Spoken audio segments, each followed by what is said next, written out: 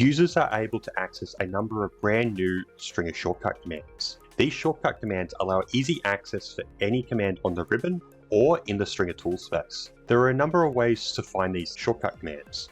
The first way is to simply go up to the ribbon and hover over any of the commands.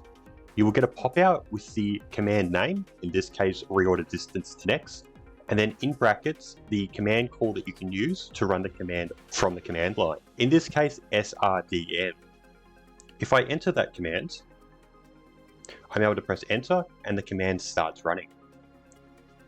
I can simply select the first point in my string here and select enter to reorder that string as if I was running the survey line manager or using the Stringer Toolspace to run the command from there.